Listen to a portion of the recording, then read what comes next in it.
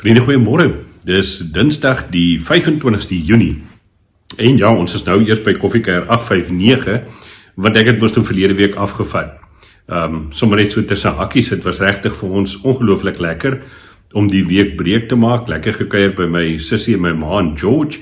En sommer bietjie ou Pretoria vriende gesien, Kalahari lidmate by gekuier, ou skoolpel van ons, universiteitspel van ons raak geloop, en ook met van Jamrie se kollegas uit Port Elizabeth uit 'n bietjie saam gekuier. So dit was 'n lekker besige tyd daar in George gewees. En tussendeur het ek heerlik fiets gery daar rondom die Garden Route dam, baie bergpaadjies en so aan. Dit was 'n besondere belewenis. Onder andere het ek die een oggend daar gery en letterlik so 10 meter van my af by 'n rooi kat verbygery wat in die pad gesit het, baie rustig, nonchalant vir my sit te kyk terwyl ek met die fiets verby die rooi kat ry. Maar nietemin baie lekker gewees om sommer net af te vat, en regtig niks wat werk aan betref gedoen nie, my rekenaar saamgevat het, so dit was 'n goeie breektydjie.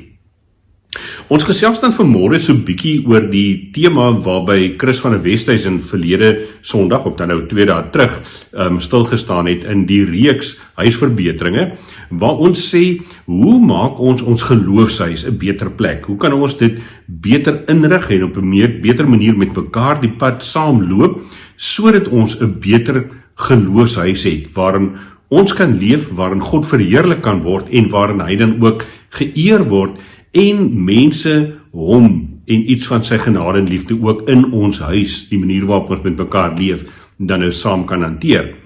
En Sondag het Chris stilgestaan by die tweede laaste tema, dat ons vir mekaar sê, in hierdie huis, hierdie huis wat ons verteenwoordig, ons geloofshuis, dra ons mekaar se belange op die hart. En julle sal onthou, dat Chris gekyk het daar na die hele gedagte wat Paulus deel uit 1 Tessalonisense 5 uit, en hoe hy daaroor 'n klomp praktiese riglyne gee vir 'n, kom ons sê, relatief nuwe gemeente, geloofsgemeenskap, oor hoe hulle ook met die verskille wat daar is tussen die individue 'n bepaalde pad moet loop, sodat hulle regtig iets van ons dra mekaar se belang op die hart, dat dit ook in hulle lewenstyl en hulle lewe moet uitkom.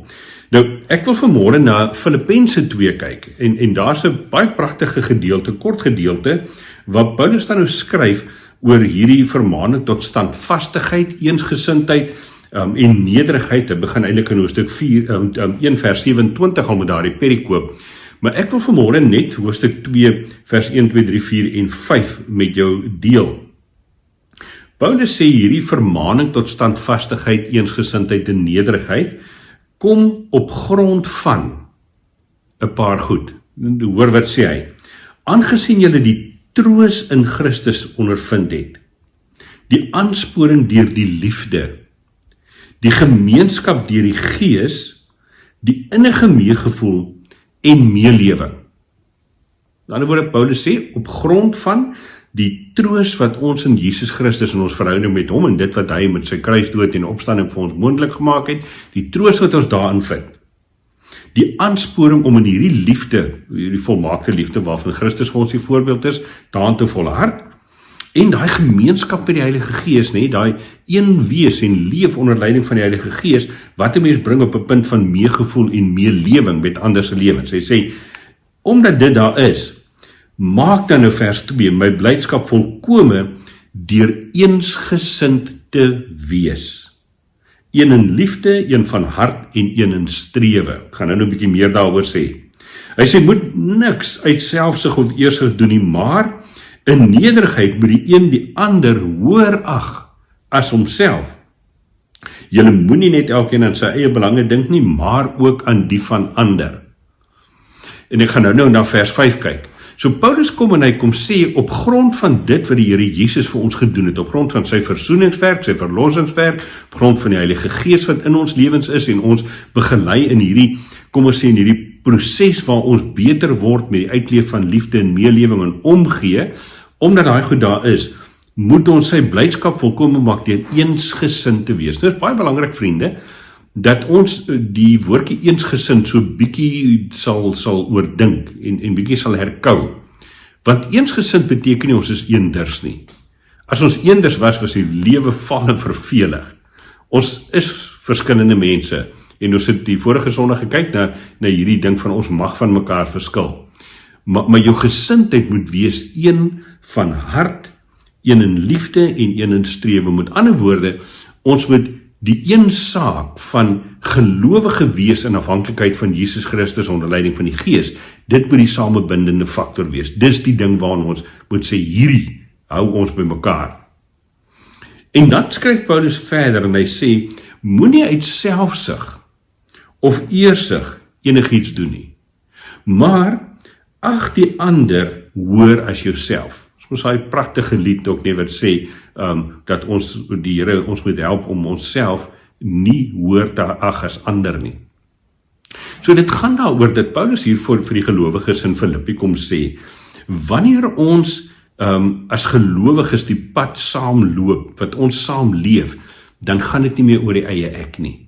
Dan gaan dit nie oor wat ek sê, wat ek wil hê, en dit moet ten alle koste belangrik wees nie. Nee, die belange van ander in Christus, jou broer en suster in Christus, dis die ding wat voorop moet staan. En dan gaan Paulus natuurlik, hy sê in vers 4, moenie net elkeen aan sy eie belange dink nie. Natuurlik, ons het ook ons belange wat ons moet bevorder, en as mens moet gaan praat oor 'n gesamentlike projek in 'n gemeente byvoorbeeld, dan mag ek my insette lewer, my idees gee, maar dit gaan nie net oor my nie. Hy sê, nee, moenie net aan jou eie belange dink nie, maar aan die van ander. Met ander woorde, wat is vir die koninkryk die beste? En dan som Paulus dit eintlik baie mooi op, vriende. Wanneer hy in vers 5 dan nou sê, dieselfde gesindheid moet in julle wees, wat daar ook in Christus Jesus was. So, dit is eintlik baie eenvoudig. As ek en jy in ons geloofshuis leef, en ons dink in terme van in hierdie huis, mag ons van mekaar verskil, in hierdie huis dra ons mekaar se belange op die hart, en die tema waarby ons dan nou DV eerskomende Sondag stilstaan, afsluit die reeks, in hierdie huis vergewe ons mekaar, dan gaan dit daaroor om te sê, alles wat ons doen, moet getuig van die gesindheid van Jesus Christus. En ek gaan dit nou nie lees nie, maar as jy wil meer weet van, wat was hierdie gesindheid van Jesus Christus nou, dan kan jy natuurlik letterlik die hele Bybel deurblaai, maar jy kan net van Filippense 2 vers 6 tot en met vers 11 gaan deurlees. Paulus van die hoofmomente van Christus se dienaarskap, die hele kinosisleer, sê slim woord daarvoor, kom vat Paulus saam om te sê, hy wat die gestalte van God was, het nie aan homself vasgeklou nie, maar terwille van ons, terwille van mense, het hy aarde toe gekom, mens geword, en jy ken die geskiedenis.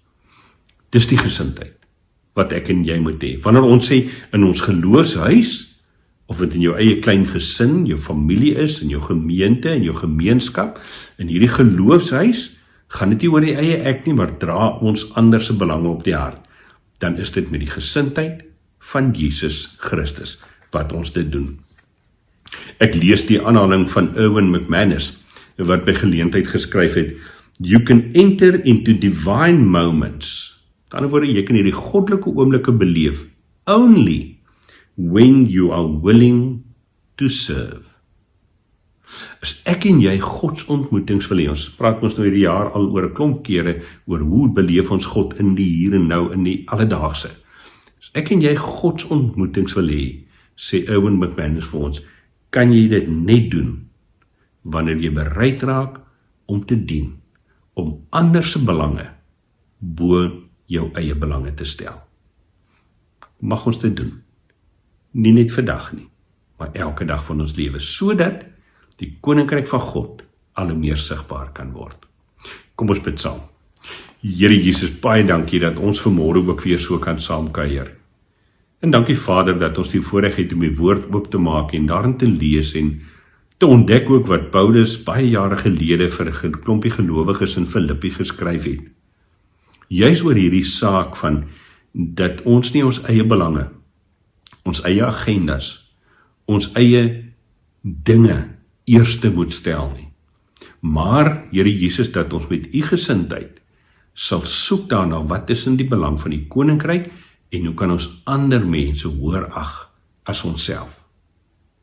En ons doen dit nie omdat ons oulik is of omdat ons dink dat dit maar net die regte, ons doen dit omdat ons juis iets daarvan beleef het, Here Jesus, toe u self gegee het en 'n verbondenheid deur die Gees met ons begin leef het en ons eintlik ingenooi het, ingetrek het in hierdie liefdesgesindheid waarmee U ook hier op aarde kom leef het.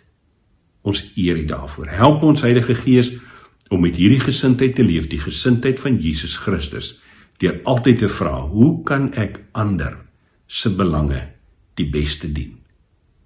Ons bid dit in U naam alleen. Amen. Vriende, ek hoop jy het 'n heerlike Dinsdag en 'n lekker week verder. Ons gesels DV Vrydag dan oor die volgende tema, die laaste tema van ons reeks, waar ons ook sê in hierdie huis, hierdie geloofshuis, vergewe ons mekaar.